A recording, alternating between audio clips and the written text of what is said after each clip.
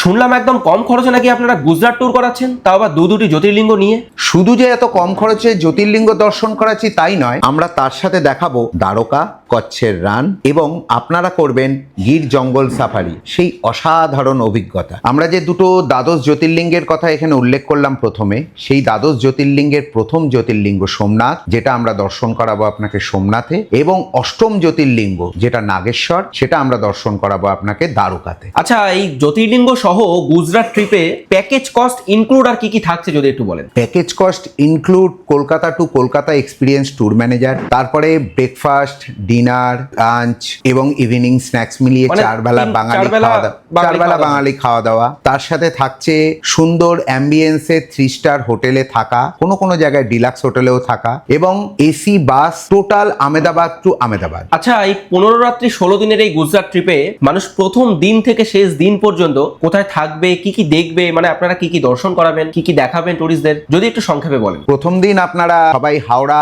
আমেদাবাদ এক্সপ্রেসে আপনারা ট্রেন গিয়ে আমেদাবাদ স্টেশনে নামবে অ্যারাউন্ড ধরুন 12টা 12:30 নাগাদ। আমরা আপনাদের সেখান থেকে হোটেলে নিয়ে যাব, আমাদের আমেদাবাদ হোটেলে। সেখানে আপনারা প্রথম দিন পৌঁছানোর পর রিফ্রেশমেন্ট ব্যবস্থা করে দেবো, তারপরে আপনারা লাঞ্চ করবেন এবং পরপর বিকেলে ইভিনিং স্ন্যাক্স, রাত্রে ডিনার, সেই দিনটা এন্ড। দেন আমরা পরের দিন আপনাদেরকে নিয়ে যাব সর্দার সরোবর বাঁধের উপরে তৈরি সর্দার বল্লভভাই প্যাটেলের 183 ফুট উচ্চতা বিশিষ্ট মূর্তিটা দেখাতে, যেটার জন্য আমরা হোটেল থেকে একটু সকাল সকাল ব্রেকফাস্ট করে বেরোবো এবং হোটেলে ফিরে আসবো আমরা রাত্রি 7টা 7:30 এরকম টাইমে। ফিরে এসে আপনারা আবার ডিনার নেবেন। ডে 4-এ আমরা আমেদাবাদ থেকে বেরিয়ে আমরা যাব ভুজের উদ্দেশ্যে। ভুজে আমরা পৌঁছানোর পথে আমরা দুটো সাইট সিন করব। সেই সাইট সিন দুটো খুবই রিনাউন, একটা হচ্ছে মাদেরা সান টেম্পল, আর একটা হচ্ছে রানী কি ভাও, যেটা আমাদের নতুন 100 টাকার নোটের পিছন দিকে আপনারা দেখতে পান যে স্মৃতিসৌধটা, সেটাই আমরা দর্শন করব এবং করে পৌঁছবো আমরা অ্যারাউন্ড সন্ধ্যে 7টা 7:30 নাগাদ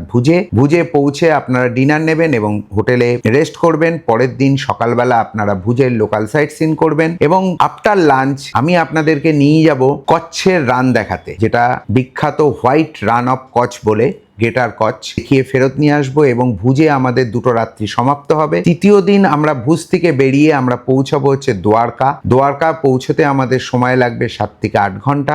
দ্বারকা যাওয়ার পথে আমাদের কোনো সাইট সিন নেই, কিন্তু আমরা দ্বারকায় পৌঁছে আপনাদেরকে যে হোটেলে চেক ইন করাবো সেই হোটেল থেকে 5 মিনিট হাঁটা দূরত্বে আপনারা পৌঁছবেন দ্বারকা মধ্যধীশের মন্দিরে। সেখানে পৌঁছে সেদিন সন্ধ্যেবেলা আরতি দেখবেন এবং হোটেলে ফেরত আসার পর হোটেলে ডিনার নেবেন। পরের দিন সকালবেলা আপনারা খুব তাড়াতাড়ি উঠে পুজো দিতে যাবেন। পুজো দিয়ে আসার পর আপনারা যাবেন দ্বারকার 4-4টে সাইট সিন, যেমন প্রথম যাবেন রুক্মিণী টেম্পল, তারপরে যাবেন ভেট দ্বারকা, তারপরে যাবেন গোপী তালাও, তারপরে যাবেন অষ্টম জ্যোতির্লিঙ্গ নাগেশ্বর। এটা দর্শন করে আমরা হোটেলে ফিরবো এবং লাঞ্চ নেবো। সন্ধ্যেবেলা আপনাদের টাইম ফ্রি, আপনারা চাইলে দ্বারকাধীশ মন্দিরে আবার যেতে পারেন এবং কেনাকাটা করতে পারেন। তারপরের দিন আমরা দ্বারকা থেকে বেরিয়ে যাব হচ্ছে ভায়া পোরবন্দর গির মানেই আপনাদের মনে একটা থ্রিলিং ব্যাপার থাকবে যে সেখানে একটা জঙ্গল সাফারির ব্যাপার আছে, কিন্তু আমরা যাওয়ার পথে আমরা দুটো জায়গা আরো দেখব। একটা হচ্ছে গিয়ে মহাত্মা গান্ধীর জন্মস্থান পোরবন্দর, এবং পোরবন্দরের সাথে থাকবে যে কৃষ্ণের যে বন্ধু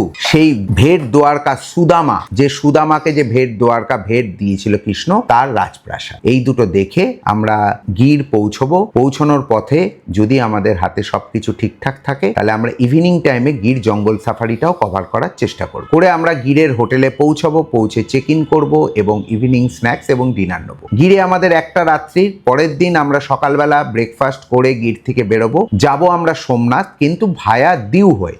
দিউ হচ্ছে আপনারা সবাই জানেন দুটো কেন্দ্রশাসিত অঞ্চল, আগে ছিল 3টে, এখন দুটো হয়েছে, দমন আর দিউ, যেটা আমরা ঘুরবো। দিউতে আমরা মেইনলি 4টে সাইট সিন করবো। সেই 4টে সাইট সিনের মধ্যে রয়েছে দিউ ফোর্ট, দিউ চার্চ, গঙ্গেশ্বর শিব এবং নগদা বিচ। এটা করে আমরা ইভিনিং টাইমে সোমনাথ পৌঁছবো। সোমনাথ পৌঁছানোর পর আমরা হোটেলে চেক ইন করবো এবং আপনারা চাইলে সেই দিন গিয়ে সন্ধ্যেবেলা সোমনাথের পুরনো মন্দিরটা দর্শন করে আসতে পারেন। দর্শন করে আসার পর আপনারা ডিনার নেবেন। পরের দিন আপনার আর্লি মর্নিং উঠে যাবেন হচ্ছে সোমনাথ মন্দিরে পুজো দিতে এবং সোমনাথ মন্দিরে যে লাইট অ্যান্ড সাউন্ড শো হয় তার টিকিটটা কেটে নিয়ে আসতে। ফেরার পর আমরা সোমনাথের 4-5টা সাইট সিন আছে, সেগুলো কভার করবো এক এক করে। প্রথম হচ্ছে গিয়ে ভালকা তীর্থ মন্দির, যেখানে হচ্ছে কৃষ্ণকে ব্যাধে তীর মেরেছিল, কৃষ্ণ বধ হয়েছিল। তারপরে যাব হচ্ছে কৃষ্ণের চরণ পাদুকা, যেখানে পঞ্চ পাণ্ডব কৃষ্ণকে দাহ করেছিল। তারপরে যাব আমরা ত্রিবেণী সঙ্গম, যেখানে পাণ্ডবরা কৃষ্ণকে দাহ করার পর স্নান করেছিল, এবং পাণ্ডবরা রাত্রিবাস যে গুফায় করেছিল সেই পাণ্ডব গুফা, সেটাও আমরা দর্শন করব। করে লাঞ্চ নেবো, এবং লাঞ্চের পর আপনারা যাবেন লাইট অ্যান্ড সাউন্ড শো দেখতে, যেটা সোমনাথ মন্দিরে অমিতাভ বচ্চনের ভয়েসে খুব বিখ্যাত। এটা দেখার পর আপনারা হোটেলে আসবেন এবং ডিনার নেবেন। নিয়ে আমাদের সোমনাথের দুরাত্রি কমপ্লিট হবে। আমরা তার পরের দিন সোমনাথ থেকে বেরিয়ে যাব হচ্ছে জুনাগড়। জুনাগড় আমাদের কাছে একটা দর্শনীয় জায়গা, কারণ সেখানে আছে জুনাগড় ফোর্ট, তৎসহ জুনাগড় জু, এবং জুনাগড়ে একটা নতুন জৈন মন্দির করেছে যেটাতে রোপওয়ে সিস্টেম আছে। আপনারা চাইলে এই তিনটে জিনিস দর্শন করতে পারেন। জুনাগড়ে দর্শন করে আপনারা আমাদের হোটেলে ব্যাক করবেন, এবং জুনাগড়ে আমাদের একটাই রাত্রি, সেই রাত্রিটা কমপ্লিট হবে। জুনাগড় থেকে আমরা তার পরের দিন সকালবেলা একটু আর্লি বেরোবো, বেরিয়ে আমরা ব্যাক করে আসবো সোজা আহমেদাবাদ। আহমেদাবাদ পৌঁছে আমরা লাঞ্চ নেবো এবং হোটেলে রেস্ট করব। পরের দিন আমরা আফটার ব্রেকফাস্ট আহমেদাবাদের লোকাল সাইট সিন করব। তার ভিতর থাকবে সবরমতী আশ্রম, মাতা বৈষ্ণোদেবী টেম্পল এবং স্বামী নারায়ণ টেম্পল। এই তিনটে করে আমরা হোটেলে ব্যাক করব, এবং আমাদের গুজরাট ট্যুর অফিসিয়ালি এইখানেই শেষ হবে। এবার আপনাদের যাবতীয় যা প্রশ্ন আছে আপনারা করতে পারেন।